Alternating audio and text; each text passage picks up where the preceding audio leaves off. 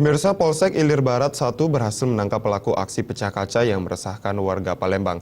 Pelaku bukan hanya melakukan aksinya di wilayah Palembang, tetapi juga di negara tetangga Malaysia, yang saat itu membawa kabur uang senilai Rp30.000. Satu berhasil menangkap pelaku bandit pecah kaca yang meresahkan warga Palembang.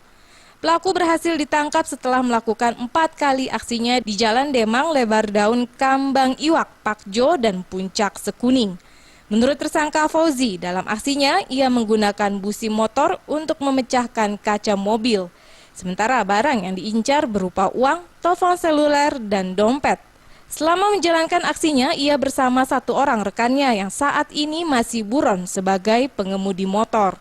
Selain beraksi di wilayah Palembang, ia juga pernah beraksi di negara Malaysia dan berhasil membawa kabur uang sebesar Rp30.000. Sementara itu, Ibtu Aidil BMI Wakapolsek Ilir Barat 1 mengatakan, dalam aksinya pelaku mencari sasaran mobil yang terparkir dan keadaan jalan yang sepi. Untuk barang bukti terakhir, pihaknya telah mengamankan 1 buah telepon seluler aksi curian.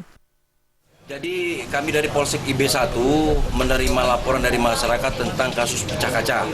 Kemudian anggota kita yang di lapangan ketika melaksanakan patroli mengetahui hal tersebut, bersama-sama dengan masyarakat melakukan pengejaran terhadap pelaku, akhirnya pelaku dapat kita amankan.